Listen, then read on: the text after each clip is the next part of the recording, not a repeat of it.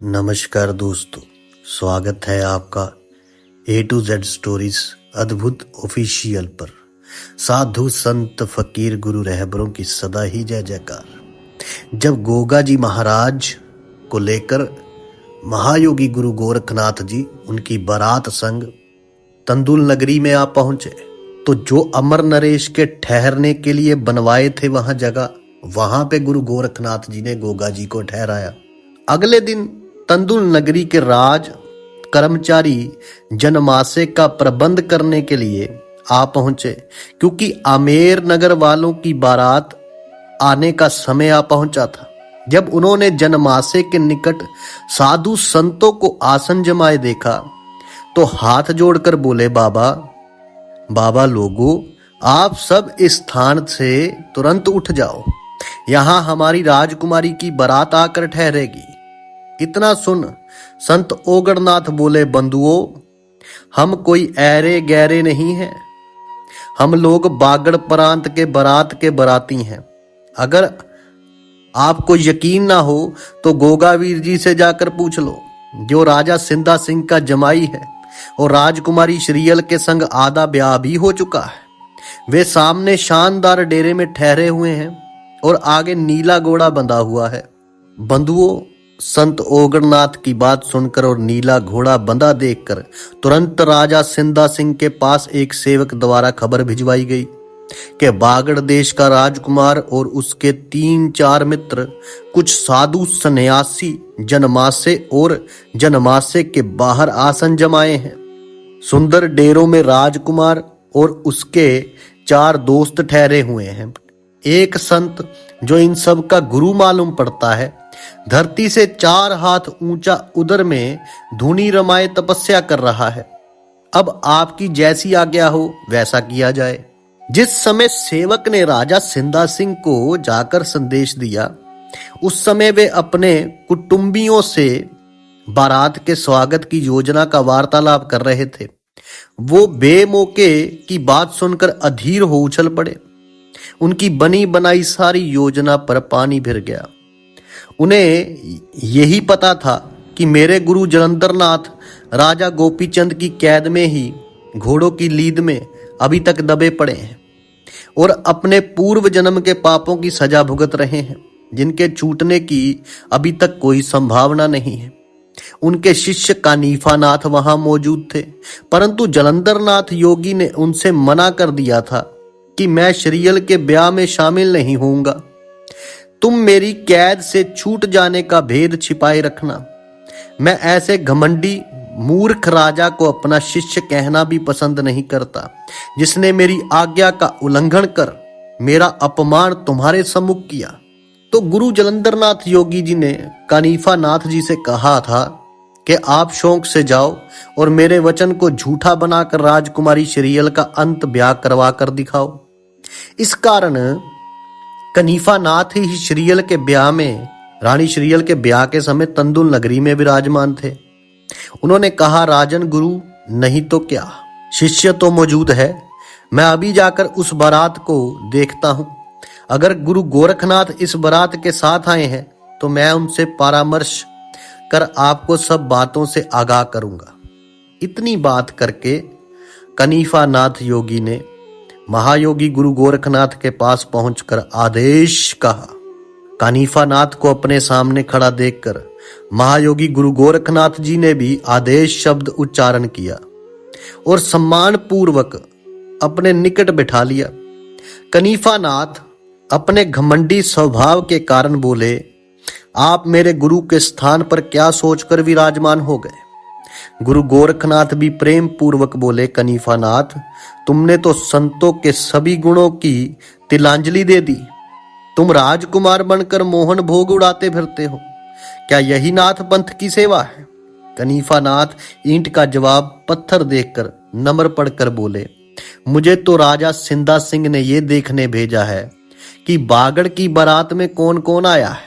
अब मैं ये जानना चाहता हूं, अगर राजा सिंधा सिंह अपनी प्राण प्यारी बेटी का ब्याह बागड़ देश में नहीं करना चाहते हैं, तो आप संत होकर बागड़ के उबड़ खाबड़ प्रदेश में जबरदस्ती कन्या को ब्याह कर क्यों ले जाना चाहते हो? इतना सुनकर महायोगी गुरु गोरखनाथ जी नम्र स्वर में बोले, भाई कनीफानाथ, आपने सही बात समझी ही नहीं है। पहली बात तो यह है कि वह माता भाग्या माता ने इन दोनों का जोड़ा जन्म जन्मांतर से मिला रखा है। दूसरे, आपके गुरुदेव ने भी अपनी प्रेरणा से राजा सिंधा सिंह को आदेश दिया था कि अपनी कन्या का ब्याह ददरेवा निवासी गोगावीर से ही कर देना। तीसरे, गोगावीर का ब्याह इस कन्या के साथ हो चुका है। चौथे, राजा सिंधा सिंह चौहानों से बैर भाव के कारण भी अपनी कन्या देने को तैयार है।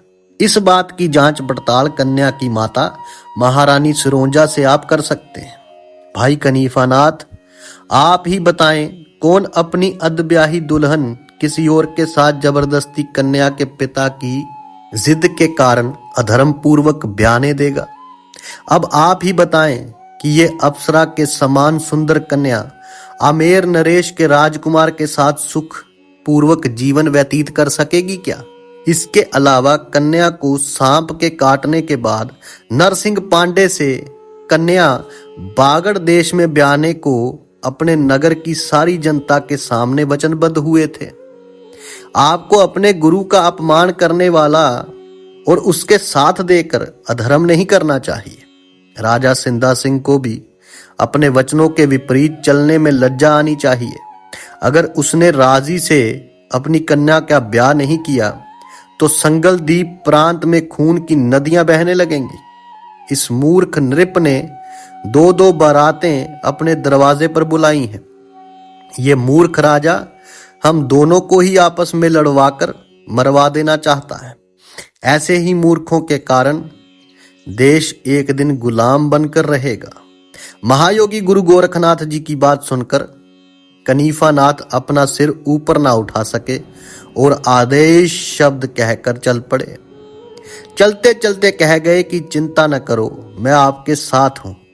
सज्जनों, कनीफानाथ जी ने गुरु गोरखनाथ जी से हुई सारी बात राजा सिंधा सिंह को बताकर कहा, अपने वचनों के अनुसार गोगा चौहान के साथ ही आपकी कन्या का विवाह कर देना चाहिए। इस पर राजा सिंधा सिंह बोले, मैं अपने जीते जी चौहानों में अपनी कन्या को नहीं ब्याऊंगा और राजा उमरपाल सिंह तलवार के इतने धनी नहीं है जो हम सबको गाजर मूली के समान काट डालेंगे। मुझे तो उस वैद ने अपने षड्यंत्र में फांस लिया।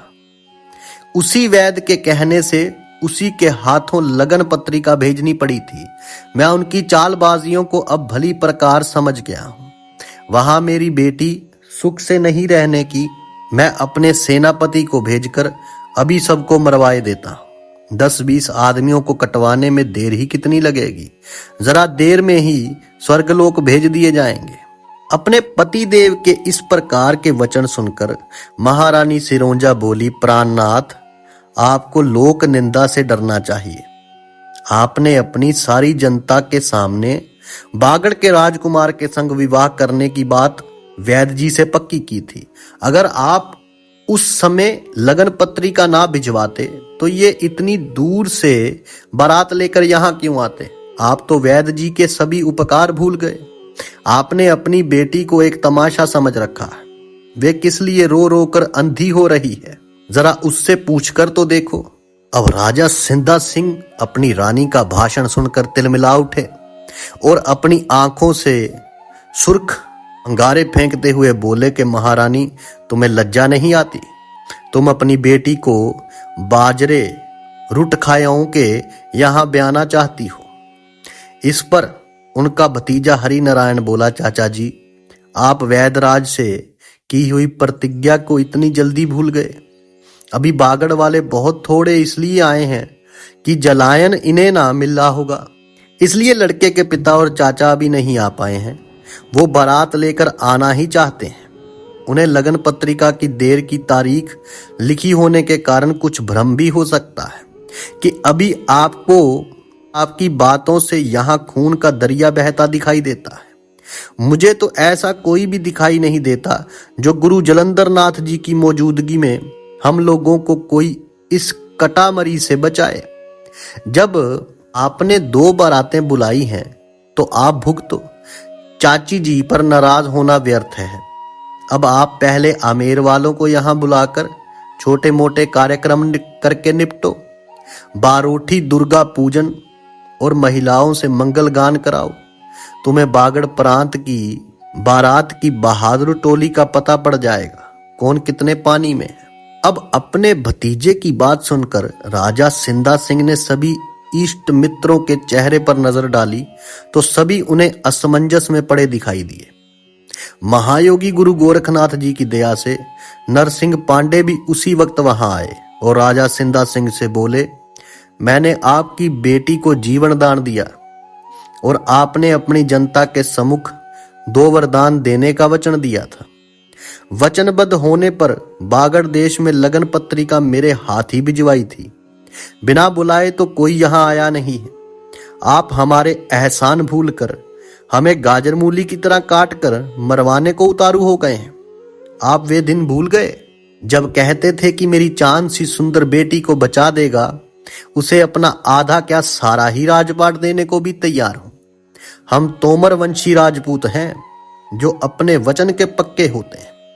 मतलब निकल जाने पर कहते हो वैद्य जी बागड़ वालों से मिले हुए हैं। क्या आपने मुझे ये वरदान नहीं दिया था, ये वचन नहीं दिया था कि मैं बागड़ प्रांत के ददरेवा नगर निवासी गोगा जी की शादी अपनी बेटी श्रीयल के संग करवा दूंगा। अब नरसिंह पांडे की बात सुनकर राजा सिंधा सिंह बोले, तो मैं इस बात से कब मुकर रहा हूं। आपने ही तो बताया था कि दोनों बारातें एक साथ बुलाकर दोनों की शक्ति का अंदाजा कर लो। इतना सुन नरसिंह पांडे बोले, शायद मैंने ये भी कहा होगा कि लगन पत्रिका में गलत तिथि लिखवा देना। आपने समझ क्या रखा है? उन रण बांकुरों का आप दोनों भी मिलकर मुकाबला नहीं कर सकते। गोगा जी जब चाहे आपकी बेटी को सर्प से कटाकर स्वर्ग पहुंचा सकते हैं।